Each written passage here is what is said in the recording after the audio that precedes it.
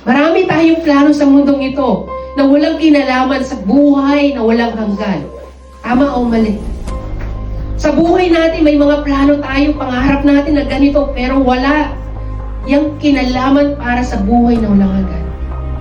Minsan ba nagplano tayo para sa buhay na walang hanggan? Minsan ba nasabi natin, Lord, ihahandog ko na ang aking sarili para sa iyo. Maglilingkod ako ng buong buhay ko para sa iyo upang magkaroon ako ng buhay na walang hanggan.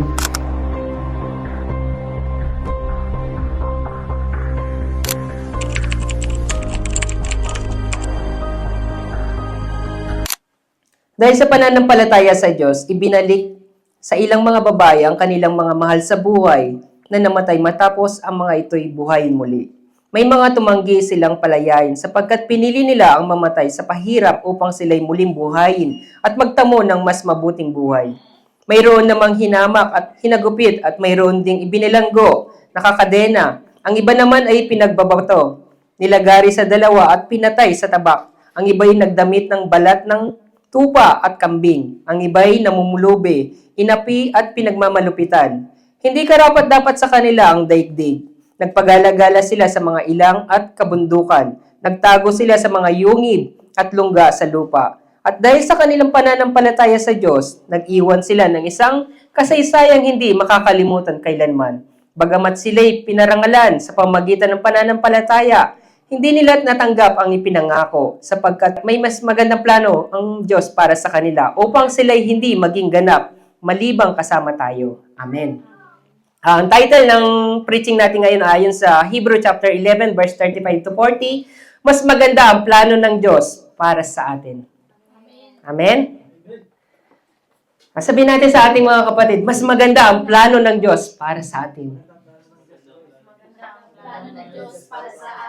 Amen. Alam niyo po, napakabuti ng ating Panginoon dahil ang lahat ng plano ng ating Panginoon ay napakabuti para sa atin. Kahit na medyo mahirap ang buhay natin bilang mga mananampalataya sa mundong ito, pero ang Panginoon ay may nakahandang plano para sa atin na mas mabuti. Alam niyo, may patotoo ko bago tayo mag-start. Ito yung kwento ng buhay ng mga magulang ng senior pastor namin sa Seoul. Alam niyo po yung kwento ng buhay nila. Nag-umpisa sila na yung ina ng senior pastor namin ay may pananampalataya talaga. Siya ay isang mananampalataya. Ngunit nakapangasawa siya ng walang pananampalataya sa Diyos. Dahil sa pananampalataya ng kanyang asawa, ang ginagawa ng lalaki, binubugbog niya yung asawa niya. Yun yung pag-uusig na ginagawa sa kanya ng asawa niya. So, araw-araw binubugbog siya dahil sa pananampalataya niya kay Jesus Christ. Nagsisimba, sinasabi ng kanyang asawa, huwag kang magsimba ng linggo. Kinakailangan natin magtrabaho sa bukid. Kinakailangan natin kumita. Tignan mo nga yung ibang tao sa mamamayan dito, hindi sila nagtatrabaho ng araw ng linggo. Pero ikaw lang nagpapahinga ng araw ng linggo. At sinasabing, nagsisimba ka araw ng linggo. So, ginagawa niya, binubugbog niya yung asawa niya. Alam niyo ano nangyayari sa araw-araw ng pagbubugbog sa kanya? Bali na yung balikat niya. Bali pa yung tagiliran niya. Bali na lahat yun. Hindi na naibalik yung pagkabali sa kanya. Araw-araw naliligo siya ng dugo. Pinupunasan niya yung dugo niya sa sahig habang nagpupuri pa rin sa Panginoon. Biruin niyo, binubugbog na siya pero nagpupuri pa rin siya sa Panginoon. Sabi sa kanya ng anak niya, iwan mo na yan. Kung ako lang ang Diyos, sabi niyang anak niya. Kung ako lang ang Diyos, hindi ko yung patatawarin talaga. Mapupunta yan sa impyerno. Ang sabi ng kanyang ina, anak, hindi mo naunawaan. Hindi yung tatay mo ang gumagawa niyan, kundi yung diablo mismo. Kaya hindi natin kaaway yung tatay mo. Kapag namuhi ka sa iyong ama at napunta siya sa impyerno, kawawa ang kanyang kaluluwa. Yun ang sabi sa kanya ng ina niya. Alam niyo, kahit nabugbog sarado na yung nanay, nagpupuri pa rin siya sa Panginoon. Kahit na makita siya na duguan, one time nga ginawa ng asawa niya, pinakain siya ng laso ng daga. Pinakain siya ng laso ng daga. Kinain naman ng babae. Dahil sabi ng asawa niya, di ba sinasabi ng Biblia, kapag kahit kumain ka ng lason, hindi ka mamamatay? Ngayon, pinakain siya ng lason. Kinain niya yung lason na yun habang nag-aaway sila ng mag-asawa. Ang daming tao sa bintana. Nakikita nila kung paano yung pag-aaway nila. Nung kinain niya yung laso na yun, ang mga tao naghihintay. Ay, kinain niya yung laso ng daga. Hintayin natin na mamamatay na yan mamaya-maya lang. Aba, habang tumatagal, hindi namamatay. Hala, paano nangyari yun? Hindi namamatay yung asawa niya. Kumain na siya ng laso ng daga. Siguro, totoong may pananampalataya siya. Yun ang sabi ng mga tao. Hanggang sa hindi nga siya namatay. Dahil sa pananampalataya niya sa Panginoong Jesucristo. One time, yung asawa niya, hanggang sa pagtanda nila, na-convert yung lalaki. Yung asawa niya. Na-convert siya, napunta siya ng hospital. Doon sa hospital, sabi niya, bakit ngayon ko lang nakilala ang Panginoong Jesucristo? Sana hindi na kita sinaktan. Mula umpisa, hanggang sa bakit ngayon pa lang na tumanda na tayo? Doon ko pa lang nakilala ang Panginoong Jesucristo. Sayang yung mga panahon na ginugol ko, na pambubugbog, pang-uusig sa iyo. Sana doon pa lang nakilala ko ng Panginoon. E di sana doon pa lang kasama na kitang sumasamba sa Panginoong Jesucristo. Andun yung regret niya. Ano yung pinagre-regret niya? Yung bagay na ang haba ng panahon na ginugol, hindi niya nakilala ang Panginoon. Yun yung regret ng tao na yun. Kasi, nung nakilala niya ang Panginoon, ang sarap pala na makilala ang Panginoong Jesucristo. Ganun yung damdamin ng isang taong may pananampalataya. Pero para sa babae na yun, yung asawa niya, kahit na binubugbog siya, iniisip niya, may mas magandang plano ang Diyos para sa kanya. So, nagtiwala siya sa pangako ng Panginoon. One day, itong asawa ko, mapupunta ng langit. Mako-convert pa rin siya. Magtitiwala ako sa Panginoon sa pananampalataya.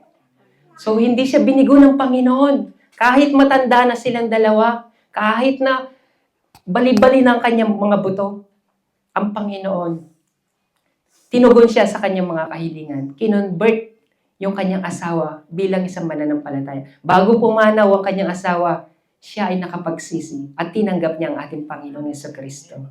At the best talaga doon, yung kanyang anak ginawang senior pastor. Bilang katugunan. Ang sabi ng anak niya, siya yung maglilingkod. So, siya yung pangalawang malaking simbahan dito sa Korea. So, sila yung, doon sa Seoul mismo, doon kami dumadalo. Yun ang pinanggalingan namin. Ganon yung kwento ng buhay niya. Kung paano sila inusig ng kanilang ama. Araw-araw binubugbog sila, pero nagtiwala pa rin sila sa Panginoon. Yun yung tunay na pananampalataya, na kung saan ay dapat, kahit anong sitwasyon na meron tayo, magpatuloy pa rin tayo. Huwag tayong tumingin sa mga bagay na nangyayari sa ating paligid. Magtiwala lang tayo. Huwag tayong give up. Dahil ang pangako ng Panginoon ay pangako niya. Tutuparin at tutuparin ng Panginoon yun. Kung tayo'y magtitiwala lang sa Kanya. Yun ang pangako ng ating Panginoon. Kaya nga, katulad ng mga naunang mananampalataya, yung mga nabasa natin, mas pinili nila yung mamatay sila sa paghihirap. Hindi yung paghihirap na gutom sila, kundi yung pinapahirapan sila. Biruin nyo, lalagariin sila ng dalawa. Buhay yun. Lalagariin ka ng buhay, susunugin ka ng buhay. Lahat yun. Choices nila na tanggapin iyon. Bakit nila pinili ang bagay na iyon? Dahil sa pananampalataya. Nananampalataya sila, ang sabi dito, naniniwala sila na sa huling araw bubuhayin din sila ng ating Panginoon. Yun ang pananampalataya nila. Kahit na sila'y patayin, lagariin man sila, sunugin man sila, ipako man sila sa krus, wala silang pakialam. Basta may pananampalataya ako, panghahawakan ko ang faith ko sa Panginoong Jesucristo. Walang makakapigil sa akin. Yun ang pinanghahawakan nila noong unang panahon. Pero sa panahon natin ito, mga kapatid, napaka-laking agwat ng pananampalataya noong unang panahon saka sa panahon natin ito. Biruin ninyo, kung sasabihin sa atin ng ating Panginoon, may plano ako para sa iyo, anak. Pero ang sasagot lang natin, Lord, saka na. May plano pa ako para sa sarili ko rin. Di ba? Pero kung naunawaan lang natin ang plano ng ating Panginoong Jesucristo, mula sa umpisa, nangako ang ating Diyos na ibibigay niya ang kanyang bugtong na anak para sa atin. upang sa kapatawaran ng kasalanan matubos tayo. Pangako yun ng Diyos, pero lumipas pa ang maraming daang taon bago natupad yung pangako na yun. Pero hindi sumira ang Panginoon sa kanyang pangako. 2,000 years ago, naparito ang kanyang buktong na anak bilang katuparan ng kanyang pangako para sa atin. So, ang ating Panginoong Jesucristo ipinanganak dito sa mundong ito, hindi para mamuhay bilang hari, kundi namuhay siya bilang isang alipin. Nagpaalipin siya para ang mga tao ay maligtas. Hindi siya namuhay ng marangya, kundi namuhay siya, naglingkod siya para sa mga tao. Sa paanong paraan siya naglingkod? Kundi ipinahayag niya yung katotohanan na dapat ang mga tao ay magsisi sa kanilang mga kasalanan. Sapagkat ang pangako ng ating Panginoon ay darating para sa mga tao yung paghuhukom. Kaya nga naparito ang kanyang buktong na anak para tayo iligtas at hindi natin danasin yung mga paghuhukom na iyon. Yung parusang ipapataw para sa lahat ng hindi sumasampalataya. Ginawa iyon ng ating Panginoon upang iligtas tayo sa kamatayan sa impyerno. Pero ang tao, iba ang plano nila. Iba ang plano nila. Anong plano nila? Ang plano nila ay dito sa mundong ito. Pero para sa Panginoon, may plano akong inihanda para sa inyong lahat. Hindi pa kayo isinilang dito, nakahanda na ang plano para sa inyo. Nakahanda na ang karin ng langit para sa inyo. Hinihintay ko na lamang na ang inyong mga kapatid ay magsibalik sa akin at magsisi sa kanilang mga kasalanan. Bago umakyat ang ating Panginoong Jesucristo sa langit, anong sabi niya? Butismuhan niyo sila sa pangalan ko. Sa pangalan ng Ama, ng Anak at ng Espiritu Santo. Sasamahan ko kayo hanggang sa dulo ng daigdig. Turuan niyo silang sumunod sa lahat ng mga itinuro ko sa inyo upang pagbalik ng ating Panginoong Jesucristo, karapat-dapat na tayo na sunduin niya at karapat-dapat tayong tumanggap ng pangako ng ating Panginoon na buhay na walang hanggan. Ipinangako ng ating Panginoon na babalik siya. So, yung pangako ng ating Panginoon, kailan darating yung pangako na yun? Hindi natin alam kung kailan darating. Pero tayo, nananampalataya tayo sa Diyos na hindi nakikita. Naniniwala tayo na kahit hindi natin nasaksihan yung pagkapako sa krus ng ating Panginoon, pero nananalig tayo sa pamagitan ng Espiritu Santo. Hindi tayo nananalig sa sarili lang natin, kundi sa pamagitan ng Espiritu Santo, ipinagkalob sa atin. Yan ang tanda na tayo bubuhayin muli ang Espiritu Santo. Kaya nga sa puso natin, ang Holy Spirit ang nagpapaalala sa atin patungkol sa kanyang mga salita, patungkol sa kanyang mga pangako para sa atin. Kaya nga, ang Espiritu Santo ang nangungusap sa atin tuwing tayo nagkakasala sa Diyos. Kinakausap tayo para sa gayon, iligtas niya tayo.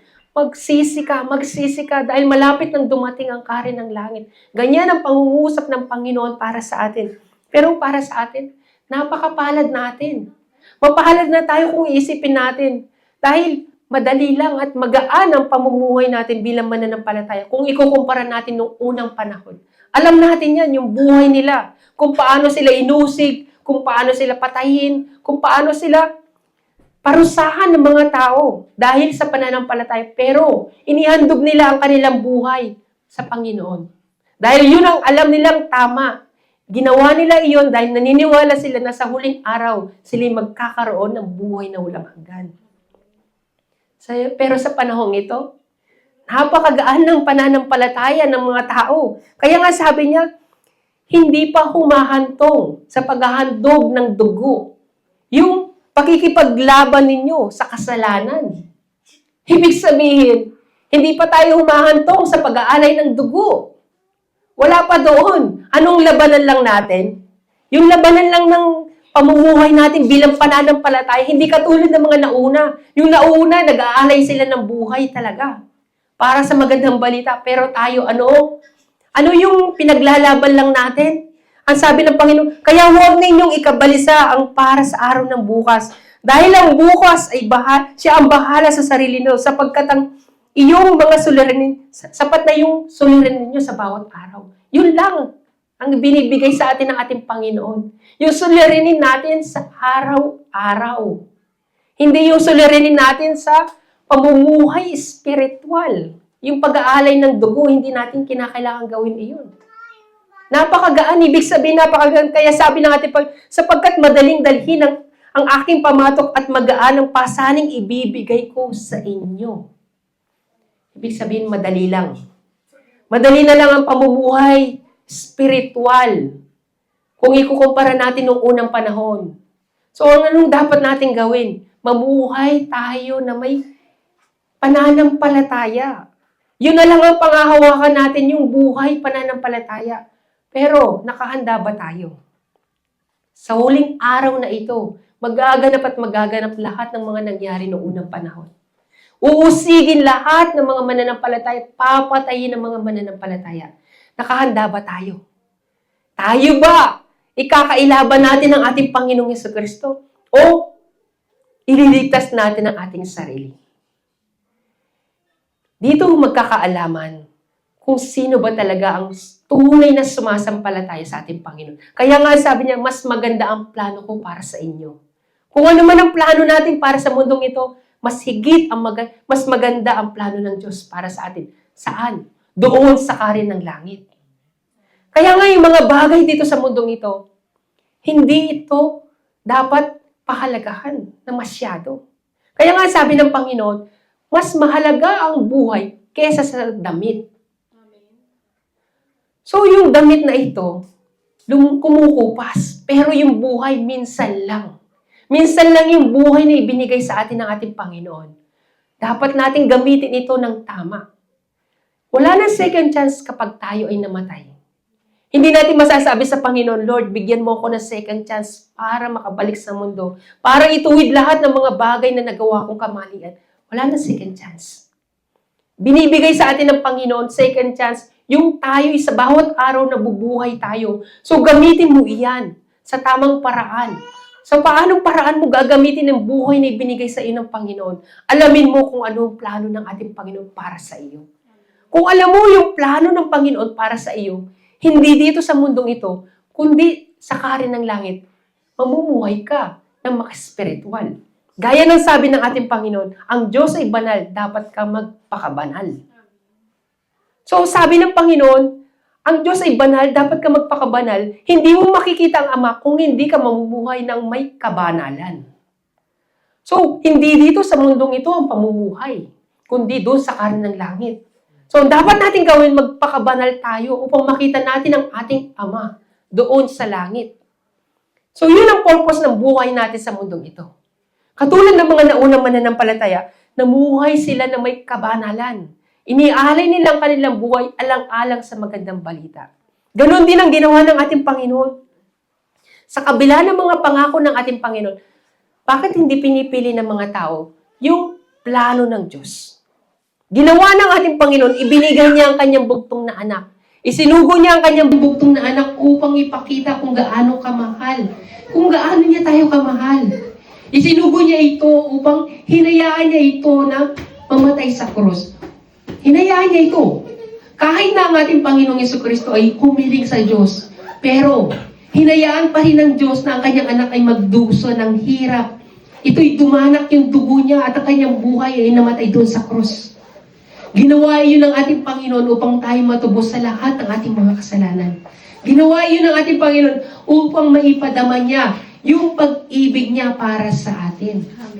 Dahil yun ang plano niya para sa atin. Yung hindi tayo mapahamak, papunta ng impyerno. Alam ng Panginoon yung plano niya para sa hinaharap. Pero ang tao hindi niya alam kung anong plano ng Diyos para sa kanya. Tanging alam lang niya, plano niya sa mundong ito. Marami tayong plano sa mundong ito na walang kinalaman sa buhay na walang hanggan. Tama o mali? Sa buhay natin, may mga plano tayo, pangarap natin na ganito, pero wala yung kinalaman para sa buhay na walang hanggan. Minsan ba nagplano tayo para sa buhay na walang hanggan? Minsan ba nasabi natin, Lord, ihahandog ko na ang aking sarili para sa iyo. Maglilingkod ako ng buong buhay ko para sa iyo upang magkaroon ako ng buhay na walang hanggan. Hindi.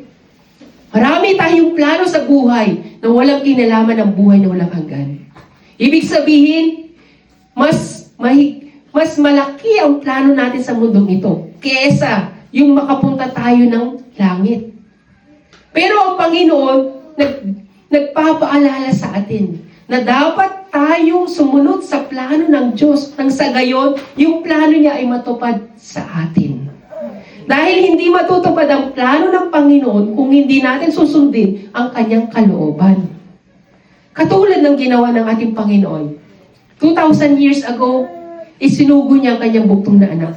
Paano kung hindi isinugo ng Diyos ang kanyang buktong na anak? Walang kapatawaran sa lahat ng kasalanan. Tayong lahat ay napupunta sa impyerno at walang kabuluhan ng pagsamba natin. Dahil walang kapatawaran sa lahat ng kasalanan. Pero ginawa ng ating Panginoon, tinupad niya ang kanyang pangako. Although na 2,000 years ago ang nakalipas, pero tumupad ang Panginoon para sa atin. Tayo ngayon ang dumadanas ng kagandahang loob ng ating Panginoon. Nararanasan natin yung biyaya ng Diyos para sa atin. Wala pa tayo, hindi pa tayo pinanganak, nandyan at nakahanda na yung biyaya ng Diyos para sa atin. So tayo, dapat tayo magpasalamat sa biyaya na ibinigay sa atin ng ating Panginoon. Dapat nating alalahanin yung kagandahang loob ng ipinagkaloob sa atin ng ating Panginoong Jesucristo. Kaya nga sabi niya sa 1 Peter 3:18, sapagkat si Kristo na walang kasalanan ay namatay ng minsan para sa inyo na mga makasalanan. Upang iharap kayo sa Diyos, siya ay namatay ayon sa laman at muling binuhay ayon sa Espiritu. Ginawa yun ng Diyos upang tayo muli ay makalapit sa presensya ng Diyos. Alam niyo kung bakit tayo nagdarasal sa pangalan ng ating Panginoong Jesucristo? Alam niyo kung bakit? Dahil hindi tayo karapat-dapat sa harapan ng Diyos. Kaya tayo humihiling sa pangalan ng ating Panginoong Jesucristo dahil si Jesus Christ lang ang karapat-dapat sa harapan ng Diyos. So, tayo'y humihingi ng favor sa pangalan ng Panginoong Yesus upang ang Panginoong Jesucristo, siya yung tutugon sa lahat ng ating mga panalangin. Amen. Kaya nga napansin niyo, hindi tayo nagdarasal sa pangalan ni ano, si pangalan ni ano, si pangalan ni ano, kundi sa pangalan ng Panginoong Jesucristo. Dahil si Jesus Christ lang, yung Diyos na walang kasalanan. Amen. Kaya nga hindi tayo makapagdasal sa sarili lang natin sa pangalan ko, Lord. Dahil hindi tayo karapat-dapat. Tayong lahat ay makasalanan. So, sinong karapat-dapat na humarap at tagapamagitan? Ang Panginoong Jesucristo lang. Amen. Siya lamang ang karapat-dapat para sa mga bagay na hinihiling natin. So tayong lahat ay sumasampalataya sa pangalan ng ating Panginoong Jesucristo upang sa gayon, tayo'y tugunin sa lahat ng ating mga panalangin. Dahil tayong lahat ay makasalanan sa harapan ng ating Panginoon. Ginawa yun ng ating Panginoon na tayong lahat ay tumanggap ng kapatawaran sa lahat ng ating mga kasalanan. Nang sa gayon, tayo ay maligtas sa araw ng paghuhukom. Sa araw na to pa rin ng ating Panginoon, yung kanyang pangako na muling darating ang ating Panginoong Jesucristo. At tayong lahat ay hatulan batay sa ating mga gawa. So kung ang lahat ng pagpapalang ito ay nababatay sa pamumuhay natin ayon sa salita ng Diyos, hindi ayon sa pamumuhay natin sa mundong ito. So yung buhay na walang hanggan ay nakabatay kung paano tayo sasampalataya sa ating Panginoong Jesucristo at kung paano tayo mamumuhay sa salitang ating tinanggap. So mamuhay tayo ay sa salita ng ating Panginoon. Kaya napakahalaga yung pananampalataya sa ating Panginoong Jesucristo. Gaya ng pangako ng ating Panginoon. Ang sabi niya, sapagkat gaya na lamang ang pag-ibig ng Diyos sa sangkatauhan. Kaya't ibinigay niya ang kanyang kaisa-isang anak upang ang sino man sumampalataya sa kanya ay hindi mapahamak kundi magkaroon ito ng buhay na walang hanggan. Yun ang pangako ng Panginoon. Kaya nga itong verse na ito, yung John 3:16, napaka-popular, napakasikat na verse na ito. Dahil dito, naglalaman yung pangako ng Diyos para sa ating lahat. Ginawa yun ng Panginoon. Si Jesus Christ mismo nagsabi nito. Ito'y pangako para sa sangkatauhan na isusugo ang kanyang kaisa-isang anak. So ibinigay na niya yung pangako na yun, nandito na ang anak ng Diyos. Pero bakit hindi sumasampalataya ang mga tao? Dahil mas minamahal nila yung sanlibutan.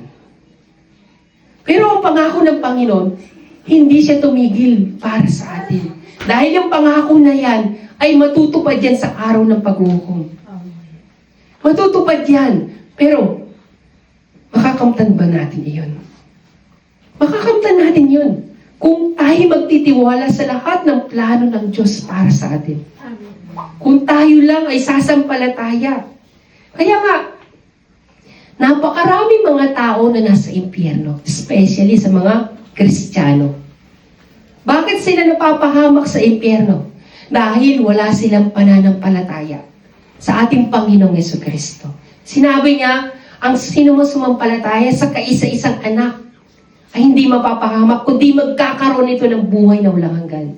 So maraming mga Kristiyano na meron ng pananampalataya, pero namuhay lang sila bilang isang Kristiyano. Hindi sila namuhay ayon sa plano ng Diyos para sa kanila. Isa lang ang plano ng Diyos para sa atin. Yung tubusin tayo sa huling araw. Ang Panginoon, napakasimple ng instruction ng Panginoon. Sa huling araw, babalik ako, tutubusin ko kayong lahat, susunduin ko kayo, ipagkakalob ko sa inyo yung buhay na walang hanggan ayon sa inyong mga ginagawa. Ganon kasimple ang pangako ng ating Panginoon. Pero, hindi ito naunawaan ng mga tao. Ang pangako na iniisip nila, yung biyaya ng Diyos para sa mundong ito. Kaya nga, maraming mga Kristiyano ang nasa impyerno. Dahil bigo sila sa pananampalataya. Hindi sa pananampalataya sa pamumuhay Kristiyano lang, kundi bigo sila na masunod ang kalooban ng Panginoon. Maraming Kristiyano na nasa impyerno. Kaya nga, yung mga tao, paano sila nabibigo sa pananampalataya? Dahil nakatuon sila sa mga bagay sa sanlibutan ito, kaya sila nabibigo. Dahil minsan, mostly sa mga Christian, kapag sila'y nare-review, sila ay tumatalikod sa pananampalataya. Nagiging daan yun para sila ay tumalikod sa pananampalataya. Madalas ang kanilang nagiging problema ay dinadala nila sa simbahan. So, nalalamig sila sa pananampalataya. Ano sabi ng mga apostol kay Jesus Christ? Ang sabi niya, Panginoon, maging sila man ay nasasaktan sa sinasabi mo. Si Jesus Christ, anong sabi niya? Wala akong pakialam sa kanila. Basta sa Panginoon, sinabi niya ang katotohanan. Sapagkat ang Panginoong Jesucristo ay walang tinatangi. So, ang pagre-review ay walang itinatangi. Mapabago man sa pananampalataya, basta sasabihin niya ang katotohanan. Mas mabuti ang katotohanan kaysa magsinungaling ka. Amen. Para lamang hindi mo masaktan ang damdamin ng ibang tao. Dahil ang tao, once na tinanggap niya ang Panginoong Jesucristo, tanggapin mo siya ng buong buo. Amen. Tanggapin mo lahat ng salita ng Diyos dahil yan ang magbibigay sa inyo ng buhay na walang hanggan. Kahit ang Panginoong Jesucristo, sinabi niya lahat ng mga rebuke. Hindi niya ikinaila ang katotohanan. Dahil one day, marirealize nila yung pagkakamali nila. Hindi man sa ngayon, darating ang panahon dahil may plano ang Diyos para sa kanya. Kaya sinasabi niya yung katotohanan for advance. Sa ngayon, hindi man kayang unawain ng tao, hindi man kayang tanggapin ng tao, darating ang araw, magbubunga ito sa puso niya at maaalala niya rin iyon. Kaya huwag niyong isipin yung mga bagay-bagay sa paligid. Kung ano man ang mensahe ng Panginoon, yan ay para sa inyo dahil may plano ang Panginoon para sa inyo na mas makakabuti. Sa ngayon, hindi natin maunawaan ang salita ng Diyos. Pero darating ang araw, kapag dumating na ang panahon na binuksan ng Diyos ang inyong kaisipan, ang Espiritu Santo ay sumainyo, maunawaan yung mabuti kung ano ba ang mensahe ng ating Panginoon. Dahil mas maraming mga Kristiyano ang nasa impyerno. Anong sabi nila? Lord, sana naniwala ako sa mga salita mo. Sana nagtiwala ako sa mga salita mo. Pero bakit hindi sila naniwala? Dahil nagtitiwala sila sa kanilang sarili. Ayaw nilang tanggapin ang magandang balitang mensahe ng Diyos para sa kanila. Ang naniniwala sila na mali ang ipinapahayag. So kung kayo'y tunay na sumasampalataya sa Panginoong Jesucristo, tatanggapin ninyo ng buong puso ang salita ng Panginoon. Dahil yun ang pangako ng Panginoon. May plano ang Panginoon. Kung iisipin nyo lamang, ito ang pader. Sa likod niyan, may plano ang Panginoon para sa iyo. Hindi mo lang ito nakikita ngayon dahil may pader pa. Pero kung bubuksan mo ang puso mo, magpapakumbaba ka sa harapan ng Panginoon, makikita at makikita mo ang plano ng Panginoon para sa iyo. Ang Diyos, maganda ang plano niya para sa atin. Alam niyo, habang inaawit natin yung mga kantang yun, naalala ko yung pinagdaanan natin. Kung saan, nagsisimba tayo sa ilalim ng mga puno, sa park. Alayo na ng nilakbay natin sa pananampalatayang ito. Na-realize ko na dumarami na tayo, nagbubunga na yung pananampalatayang ginagawa natin. Ngayon may simbahan na. Gaano pa kaya kapag ang Panginoon ay dumating na? Ipagkakaloob niya para sa atin ang buhay na walang hanggan. Kung tayo ay magiging tapat lang at magtitiwala sa Panginoon, magpapatuloy lang tayo, taglamig man yan o tag-init, magpatuloy lang tayo sa paglilingkod sa Panginoon. Makakamtan natin ang pangako ng ating Panginoong Jesucristo. Alam niyo, ang asawa ko sabi niya sa akin, ba't kaya nangyayari ito sa buhay natin? Yung mga problema sa buhay natin. Ang sabi ko sa kanya, kung hindi mangyayari yung mga problemang yan, hindi matutupad ang pangako ng Panginoon para sa atin. Part yan ng plano ng Panginoon para sa buhay natin. Nakahanda na yung kwento ng buhay natin. Nakahanda na, gumugulong na lang yung buhay natin. So magtiwala ka lang. Umulan man o umaraw, straight ka lang, lakad ka lang. Huwag kang lilingon, huwag mong lingunan yung mga problema. Tiwala ka lang sa Panginoon. Amen. Matatapos at matatapos lahat ng problema. Yung ulan matatapos, may araw. Yung gabi, may liwanag. Lahat ng mga dinaranas natin, matatapos lahat ng yan. At makakamtan mo yung pangako ng Panginoon para sa atin. Kaya ano man ang danasin mo, huwag kang mag-regret sa buhay mo. Ano man ang nararamdaman mo, huwag kang mag-regret sa buhay mo. Dahil yan ay part ng plano ng ating Panginoon. Plano yan ng Panginoon para sa inyo. Masaktan ka man, mawala man yung tao sa buhay mo, kunin man yan sa buhay mo, sa pamilya mo, yan ay part ng plano ng Panginoon. Magtiwala ka lang sa Kanya. Dahil ang Panginoon, mabuti ang Kanyang plano para sa atin. Ang Panginoon, nakikita niya kung ano na mangyayari para sa atin sa hinaharap pa lang. Sa atin, hindi natin kayang tignan yung mga hinaharap. Kaya yung mga manghuhula, huwag kayong magtiwala doon. Dahil kaya ang manghuhula, hula-hula lang yun. Pero sa Panginoon, kung anong sinabi niya, sinabi na. Amen. Matutupad at matutupad ang pangako ng ating Panginoon para sa atin. Kaya nga, sabi niya dito, matapos nating malaman at tanggapin ang katotohanan at magpatuloy pa rin tayo sa pagkakasala. Wala nang handog na may iaalay para sa ikapagpapatawad ng mga kasalanan. Ang naghihintay na lamang sa atin ay ang kakilakilabot na paghuhukom at ang naglalagabgab na apoy na tutupok sa mga kaaway ng Diyos. Sapagkat paano pang magsisisi at manunumbalik ang mga tumalikob na sa kanilang pananampalataya. Dati, naliwanagan na sila at nakalasap ng makalangit na kaloob at naging kabilang sa mga tumanggap ng Espiritu Santo. Nakalasap na rin sila ng kabutihan ng salita ng Diyos at nakadama ng kapangyarihan ng Diyos na lubusang mahayag sa panahong darating. Kapag sila'y tumalikod pagkatapos palasap ang lahat, hindi na sila maaari pang maakay sa pagsisisi at mapanumbalik sapagkat muli nilang ipinapako sa krus at inilalatad sa kahihiyan ng anak ng Diyos. So tayo, kung hindi tayo susunod sa plano ng ating Panginoon at tatalikod pa rin tayo sa kabila ng buhay na naranasan natin, sa kabila ng mga pagsubok na naranasan natin, yung spiritual, mga biyaya na yan, at tatalikod pa rin tayo sa pananampalataya. Anong biyaya ang matatanggap natin? Sabi ng ating Panginoon, ipinapako lang natin sa krus ulit ang ating Panginoong Jesucristo. Wala nang handog. Wala nang handog para sa inyo kung kayo magpapatuloy sa pagkakasala. So, anong dapat natin gawin? Kung tayo matitisod lang dahil lang sa mga problema, dahil lang sa mga pagsubok, tatalikod tayo sa pananampalataya. Isipin natin, anak, ngayon ka pa sumuko, malapit ka na. Malapit ka na sa harapan ko, ngayon ka pa susuko dahil lamang sa mga problema mo. Alam ko na marami kang problema, pero tandaan mo, pangako ko, bibigyan kita ng buhay na walang hanggan. Ang sino mo magiging tapat hanggang huli, siya maliligtas. Amen. Anak, tandaan mo, mas higit ang naranasan ko para sa iyo. Ano sabi ng Panginoong Jesucristo? Napagtagumpayan ko na sa libutan. So, kayo rin naman mapapagtagumpayan niyo sa libutan.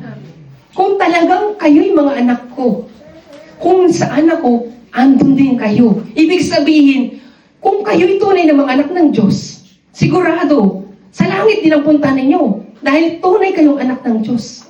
Pero dahil hindi kayo tunay na anak ng Diyos, hindi kayo sa langit, kundi sa impyerno.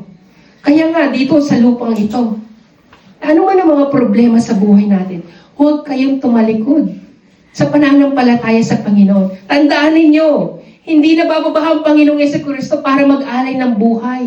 Nabababaha lang ang ating Panginoon para sunduin lahat ng mga pinili niya. Yun na yung pangako ng ating Panginoon para sa buhay na walang hanggan. Kaya huwag na tayo magpatuloy pa sa pagkakasala.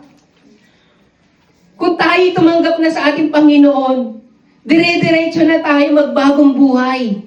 Talikdan na natin ang ating mga kasalanan. Kaya nga sabi ng Panginoong Jesucristo, magsisi na kayo, talikdan ang inyong mga kasalanan. Hindi sinabing magsisi lang, kundi talikdan. Ibig sabihin, huwag na kayong babalik pa sa nakaraan ninyo. Anong nangyari sa asawa ni Lot? Iniligtas na nga silang mag-asawa eh.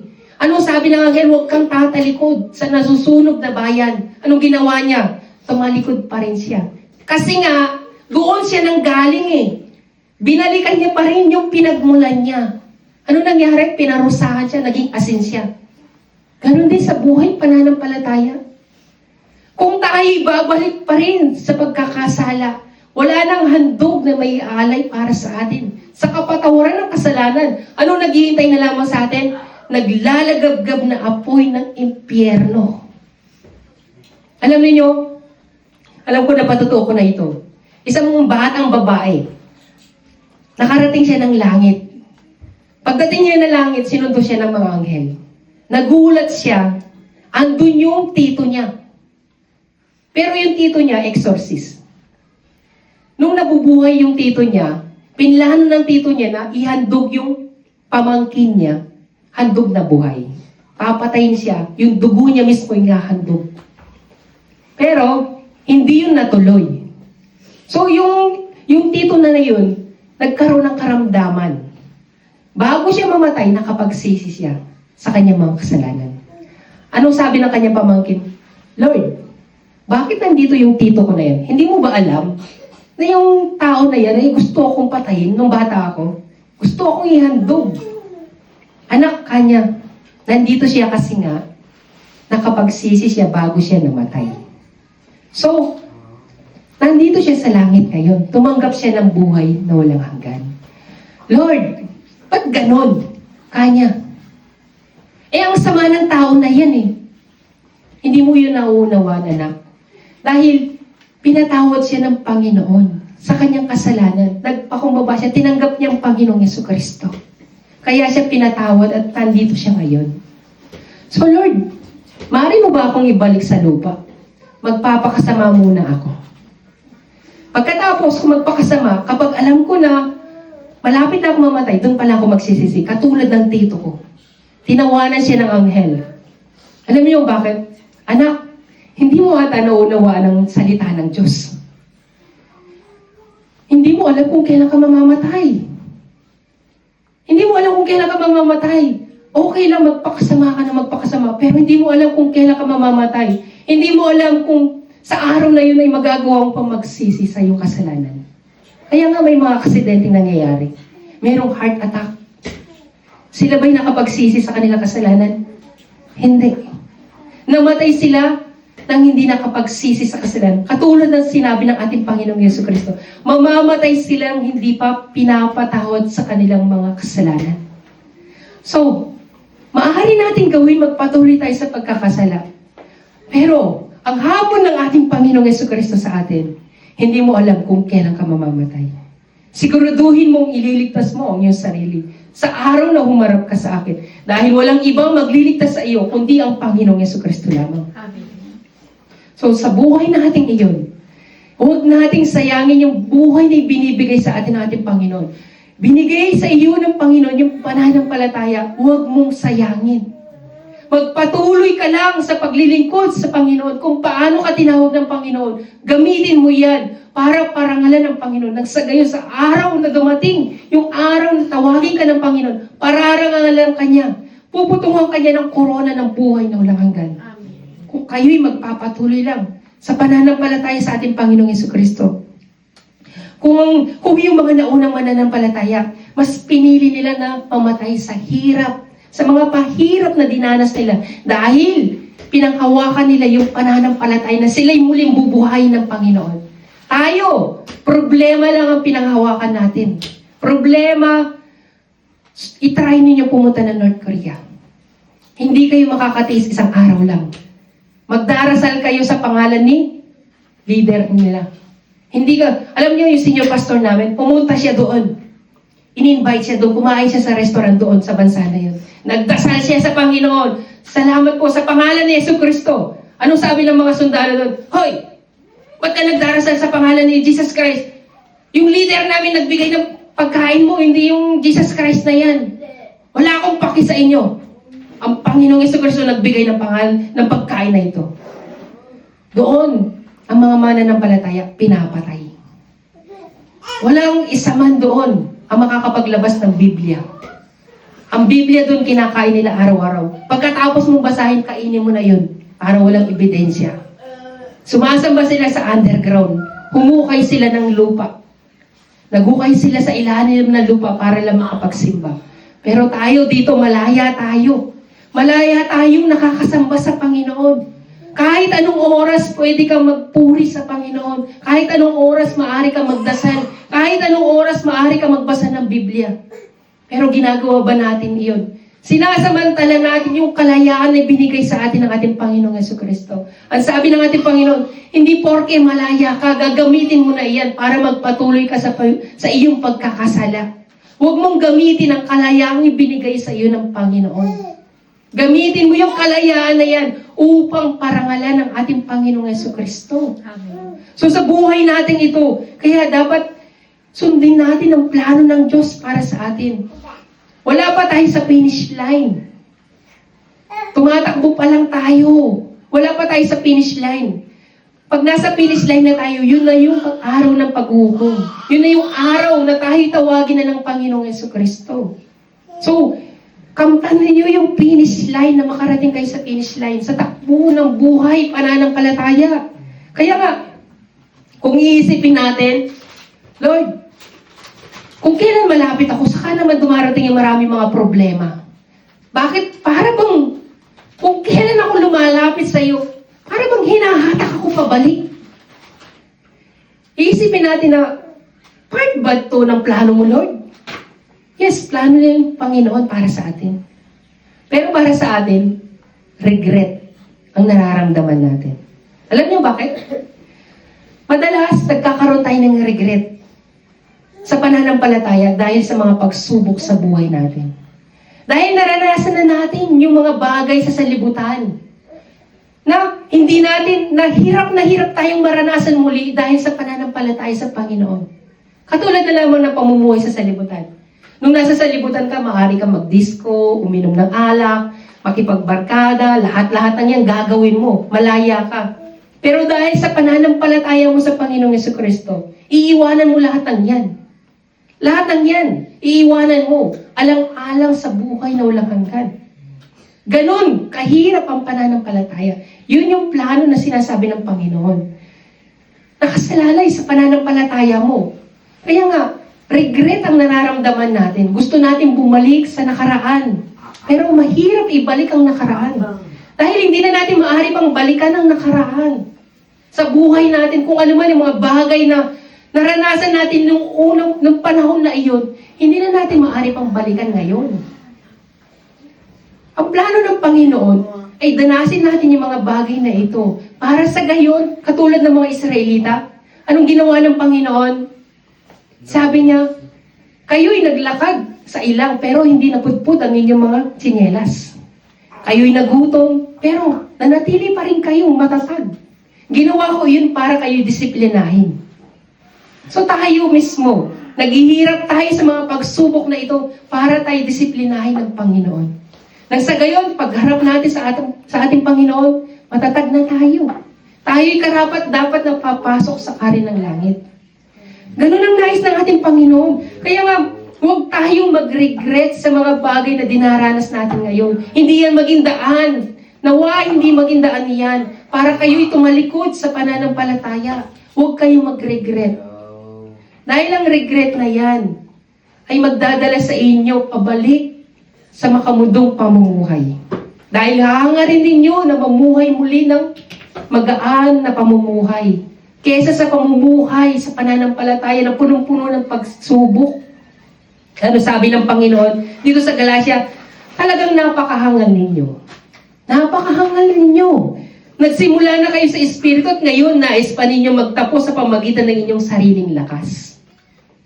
Bakit? Kasi gusto mong bumalik sa nakaraan. Yung magaan na pamumuhay na walang Panginoon, walang problema, walang pagsubok, walang pag-uusig, malaya, magaan, lahat ay nagagawa mo. Opo. Gusto mo pang bumalik, napakahangal mo. Nagsimula ka na sa Espiritu, gusto mo pang mamuhay sa sarili mong lakas. Ganun ang tao. Kasi nga, minsan, sa dasal natin, hindi na tayo makapaghintay. Lord, hindi na ako makapaghintay. Kailan mo ba ako tutugunin sa aking mga panalangin? So, ang tao, gagawa ng paraan. Siya na mismo ang gagawa ng paraan para malutas yung problema niya.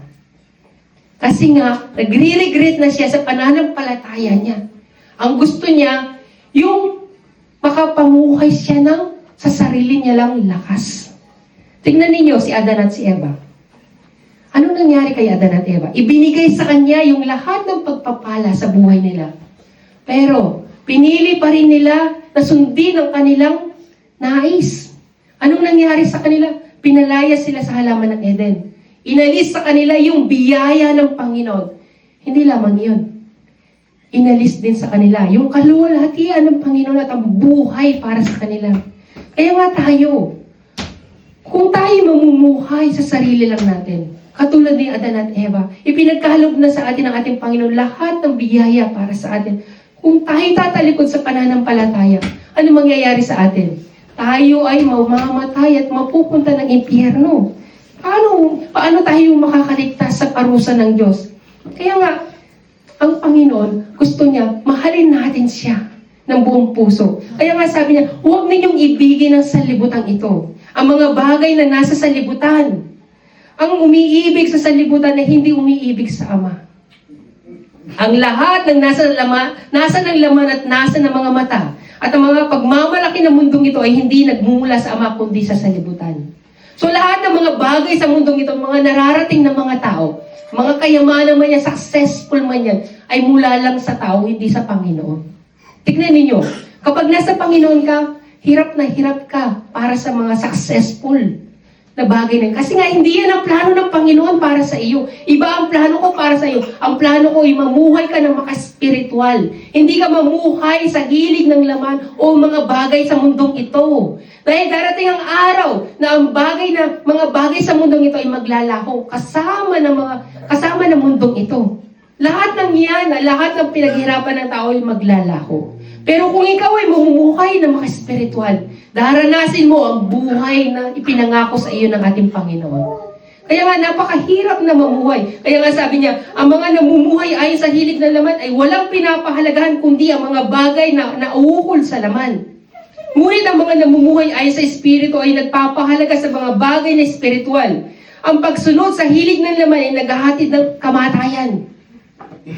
Anong kamatayan niyon? Impyerno. Kung tayo mamumuhay lang sa mga biyaya sa mundong ito, mga pagpapala sa mundong ito, mga bagay sa salibutan, tayo ay namumuhay sa hilig ng laman.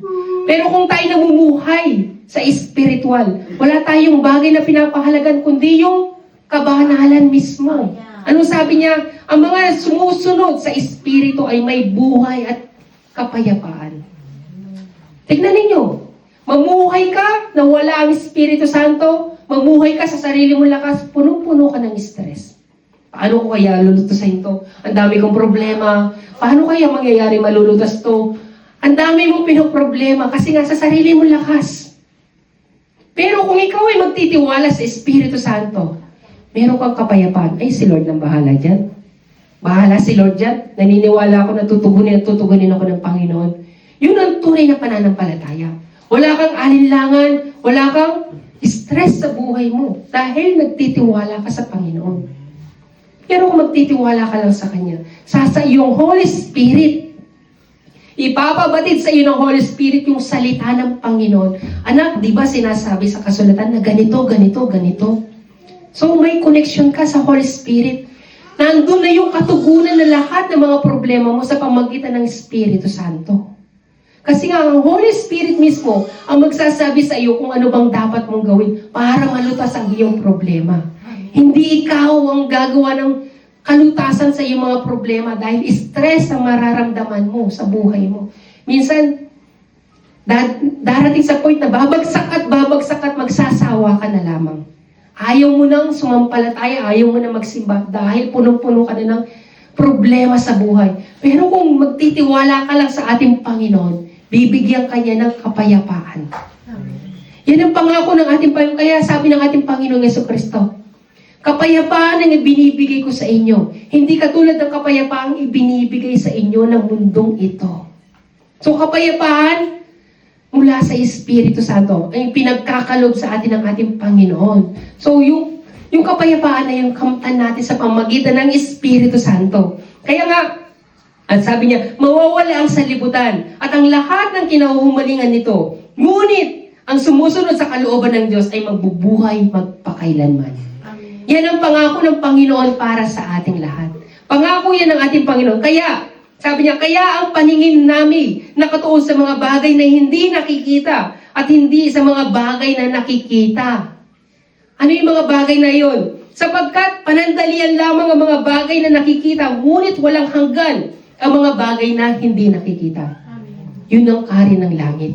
Hindi pa natin nakikita ang kaharian ng langit, kaya sumampalataya tayo. Kaya nga sabi ng Panginoong Jesucristo, mapalad ang tao, kahit na hindi ako nakikita, sumasampalataya siya. Amen. Yun ang sinasabi ng Panginoon. Magtiwala tayo sa ating Panginoon. Kamtan natin yung mga bagay na hindi nakikita. Kapag nakita na natin to, wala na. Tingnan ninyo mga mayayaman. Dahil nararanasan nila ang kayamanan, bigyan mo sila ng regalo. Ay, salamat. Meron na ako nito eh. Oh, sige, tabi mo na. Oh, yaya, tabi mo na to. Wala nang thrill. Yung mga gift na ibinibigay sa kanila kasi nasa kanila na lahat. Pero bigyan mo yung isang pulubi, tuwang-tuwa yan. Bigyan mo siya ng damit, tuwang-tuwa. Dahil hindi pa niya nararanasan yung ganung bagay. Ganon din tayo. Hanggat hindi mo nararanasan yung kamtan mo sa harapan ng Panginoon. Lord, gusto ko magkaroon ng buhay na walang hanggan. Gusto kong makarating ng langit kasama ng aking buong sambayan. Amen. Yan ang hilingin ninyo sa Panginoon. Yung mga bagay na hindi nyo nararanasan ngayon, kamtan ninyo doon sa langit. Amen. Anong sabi ng Panginoon? Doon sa langit, wala nang kamatayan. Wala nang hinagpis, wala nang pagluha. Wala nang karamdaman. Doon, hindi nyo na mararanasan yun. Dito mararanasan nyo, sige, okay lang. Doon sa langit, hindi ko na mararanasan yun. Doon sa langit ang gusto ko. Ang buhay na walang hanggan. Dahil yun ay pangako ng Panginoon para sa atin. So, paano natin makakamtan yun? Ang sabi niya, ang tanging hangarin ko ngayon ay lubusang makilala si Kristo. So, matatanggap natin ang buhay na walang hanggan. Hangarin natin na makilala yung nagbibigay ng buhay na walang hanggan, si Kristo. Ano sabi niya? Maranasan ko yung kapangyarihan sa Kanya, yung muling pagkabuhay. Makibahagi sa Kanya mga paghihirap. So makibahagi tayo sa mga paghihirap na nararanasan natin sa mundong ito. Natural. Dahil nagkikibahagi tayo sa ating Panginoong Jesucristo at maging katulad niya sa Kanyang kamatayan. Maging katulad ng ating Panginoong Jesucristo sa kanyang kamatayan. Katulad ng mga naunang mga mananampalataya. Nag-alay sila ng buhay para sa magandang balita. Pero tayo, stress, problema, mga pagsubok lang ang meron tayo. Wala pa sa paghahandog ng dugo. Hindi pa tayo humahantong sa paghahandog ng dugo. Kaya wala tayong may pagmamalaki sa harapan ng ating Panginoon. Kaya nga yung ministry natin, gawin natin yung best natin. Ito na lang may bibigay natin sa harapan ng Panginoon. Gawin natin yung best natin, yung pagsamba sa Panginoon. Upang ako man ay muling buhayin mula sa mga patay. Yan ang hangarin ni Apostol Paul, yung makilala si Kristo. Sino kaya si Jesus Christ? Dahil hinangad ko rin yun sa Panginoon. Lord, sino ka nga ba talaga? Hinama ko ang Panginoong Yesu Cristo. Sabi ko sa Kanya, kilala lang kita, ikaw si Kristo, naipa ako sa krus. Anong pakialam ko sa iyo? Naipa ako sa krus. Ganun ang sinasabi ko sa harapan ng Panginoong Yesu Cristo. Pero nung ako'y tinawag ng Panginoon, sabi ko sa Lord, gusto na talaga kita makilala. Ipakilala mo ang iyong sarili. Ngayon, pinakilala niya ang kanyang sarili sa pamamagitan ng Espiritu Santo. At ngayon, pinapatutuhanan ko ang Panginoong Yesu Cristo sa inyo. Amen. Kayo man, kilalanin niyo ang Panginoong Yesu Cristo at magpapakilala siya sa inyo. Dahil ang Panginoon, ang sabi niya, ang lahat na lumalapit sa akin ay hindi ko itataboy. Ang Panginoon ay bukas palad para sa ating lahat. Sa lahat ng mga sumasampalataya sa Kanya. Kilalanin niyo siya na mabuti at alamin ninyo kung ano bang kalooban niya para sa inyo mismo. Dahil isa lang ang pangako ng Panginoon na tayo iligtas niya mula sa kapahamakan sa impyerno upang tayo magkaroon ng buhay na walang hanggan. Yan ang pangako ng ating Panginoon. Kaya nga sabi ni Apostle Paul, ngunit isang bagay ang ginagawa ko. Nililimot ko ang nakaraan at sinisikap kong marating ang layuning nais kong makamtan. Ano bang nais ninyo makamtan? Pangarap? O yung pangarap ng Panginoon para sa atin, yung buhay na walang hanggan. Mas matindi ang pangarap natin sa mundong ito. Kung tayo'y nananampalataya sa Panginoon, ihahandog natin ang ating sarili sa Panginoon mismo. Amen. Dahil yun ang paraan natin upang tayo magkaroon ng buhay na walang hanggan.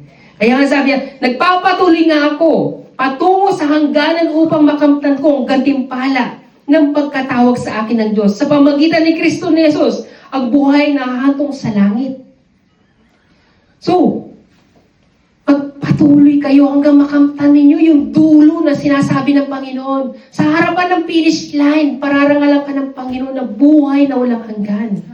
Huwag kayong titigil sa pagtakbo. Kahit na marami pang pumigil sa inyo ng mga demonyo, huwag kayong pipigil.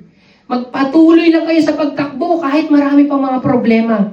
Yan ang magandang balita na sinasabi ng ating Panginoon. Magandang plano ko para sa inyo. Yung magkaroon kayo ng buhay na hahantong doon sa langit. Amen. So ngayon, hindi pa natin ito nakakamtan dahil nandito pa tayo sa lupa dahil gusto ng Panginoon na maranasan natin at maramdaman yung kanyang kagandahang loob para sa atin. So, i-feel natin yung pag-ibig ng ating Panginoon sa buhay natin. Sa bawat araw na lumilipas, yung hininga na binibigay sa ating Panginoon, ipagpasalamat natin ito na bubuhay pa rin tayo. So, sa ating Panginoon, sa harapan ng ating Panginoon, panghawakan natin yung pangako niya para sa atin. Huwag natin bibitawan yung pangako niya para sa atin hanggang sa makamtan natin ito. Katulad ng mga naunang mananampalataya, pinanghawakan nila yung kahit pa sa kamatayan. Pinanghawakan nila ang pangako ng Panginoon dahil alam nila, bubuhayin sila sa huling araw. Amen. Tayo man ay magkakaroon ng buhay na walang hanggan kung tayo ay sasampalataya lamang sa Panginoong Yesu Cristo. Ano mang bagyo yan, magsisimba ako. Ano man ang problema yan, magsisimba ako. Gagawin at gagawin ko, ipangkulin ko sa harapan ng Panginoon. Pararangalan ko ang Panginoon. Tandaan ninyo, sabi ng ating Panginoon, maraming darating, buhat sa silangan at sa kanluran, nadudulog sa hapag ng kasalo ni Abraham, ni Isaac at ni Jacob. Yun ang sabi ng Panginoon. Ngunit ang mga taong dapat sana'y kasama sa kaharian ay tatapos sa kadiliman at magnanangis ang kanilang mga ngipin para sa mga tao na tinawag ng ating Panginoon na hindi sumunod sa pagkatawag sa kanila ng Panginoon. Tayo'y tinawag na ng Panginoon, kaya magpatuloy kayo sa pananampalataya. Pero kung hindi kayo magpapatuloy, ano sabi ng Panginoon? Yung sanang tinawag ko nung una, ay sila yung mapupunta sa impyerno. Hindi sila makakasama sa hapag ni Abraham, ni Isaac, ni Jacob. Yung mga unang tinawag na mananampalataya. So tayo mga tinawag ng Panginoon, magpatuloy lang tayo sa pananampalataya sa ating Panginoon. Kaya nga, sabi niya rito, at ang diablo ng daya sa kanila ay tinapon sa dagat na apoy at asupre, na pinagtapunan din sa halimaw at sa huwad na propeta. Magkakasama silang pahihirapan araw at gabi magpakailanman para sa mga taong hindi sumunod sa kalooban ng Panginoon. Para sa mga taong bigo sa pananampalataya. Tayo, Binibigyan tayo ng pagkakataon ng ating Panginoon na may paunawa sa atin kung ano nga bang plano niya para sa atin. Habang nabubuhay tayo, huwag nating sayangin yung pagkakataon na binigay sa atin ng ating Panginoon. Gamitin natin ito upang sa gayon, matupad yung plano niya para sa atin. Hanggat hindi natutupad ang pangako ng Panginoon, huwag kayong titigil na sumampalataya sa Kanya. Dahil matatapos lamang ang pananampalataya once na nandun ka na sa karin ng langit. Doon, kapag nasa langit ka na, doon ka magsaya. Dahil doon, nakamtan mo na ang pangako ng Panginoon para sa iyo. Kaya mga kapatid, kahit na anong mga problema man yan, huwag kayong magre-regret sa harapan ng Panginoon. Tanggapin natin ito na maluwag sa puso natin. Tanggapin natin ito dahil sa kabila ng mga problema yan, may plano ang Panginoon para sa atin. Isipin nyo lagi, may plano ang Panginoon, may plano ang Panginoon. Alam ko may plano ang Panginoon para sa akin. Kahit na mahirap ito, magpapatuloy ako sa harapan ng Panginoon. Panghawakan niyo ang pangako ng ating Panginoon sa buhay natin. Huwag niyong isipin na mahirap, ayoko na dito, balik na lang ako sa nakaraan ko. At least, magaan doon sa nakaraan. Pero matakot kayo dahil wala nang handog na naghihintay para sa inyo. Ang naghihintay sa inyo ang impyerno. Kaya nga, habang may pagkakataon tayo, samantalahin natin dahil malapit na dumating ang ating Panginoong Jesucristo. Kahit buhay tayo, pero kung hindi tayo namuhay ayon sa kautusan ng ating Panginoon, tayo pa rin ay mapupunta ng impyerno. So habang nabubuhay tayo, magpatuloy tayo sa mga aral na tinatanggap natin every Sunday. Yung salitahan na ating naririnig, isabuhay natin at pagbulay-bulayan natin sa puso natin. Kahit na nasa kumpanya tayo, alalahanin natin ang salita ng Diyos. Kahit nagtatrabaho tayo, alalahanin natin ang salita ng Panginoon, ang pangako ng Panginoon. Alam niyo, kahit nasa company ako, nagpe-pray pa rin ako sa Panginoon. Lord, itong oven na ito, gawin yung maayos upang hindi ako mahirapan. Kasi gusto ko, hindi ako na-stress. Lord, itong kanin na ito, maging maayos yung pagkasaing. Kasi gusto ko perfect. Alam niyo, sinasabi ng mga tao sa, ano nangyari? Bakit? Napaka-perfect ng, ng sinaing mo. Si Lord na may gawa niyan. Kasi nga, nagtitiwala ako sa Panginoon. Bakit yung si Kwa Jiangling, nagsasaing, ang pangit, pati ikaw napaka-perfect. Si Lord. Kasi nga, nagpe-pray ako sa Panginoon. Hinihiling ko sa Panginoon ang lahat ng yan. Ganun ang pananampalataya. Kahit saan tayo naroon, andun yung pananampalataya natin. Nang sa gayon, hindi tayo iniiwan ng pangako ng Panginoon. Kasama ninyo ang Panginoong Jesucristo sa buhay niyo. Saan man kayo naroon. Ano man yung mga plano ninyo, isama ninyo sa plano ninyo ang inyong mga pamilya. Na sila man ay abutin ng Panginoon, na sila man ay magkaroon ng buhay na walang hanggan. Para sa mga pamilya natin na wala pang pananampalataya, Lord, tulungan niyo po ang aming mga sambayan na sila man ay makasama sa pagsamba namin. Para na sa gayon, sila man ay magkaroon ng buhay na walang hanggan. Kaya mga kapatid, panatilihin natin yung pananampalataya, yung pagkatawag sa atin ng ating Panginoon. Huwag tayong tatalikod sa harapan ng Panginoon. Sa kabila ng mga problema na meron tayo, magsaya tayo dahil may plano ang Panginoon para sa atin. Yun ang pangako ng ating Panginoon para sa atin. So tayong lahat ay manalangin sa harapan ng ating Panginoon.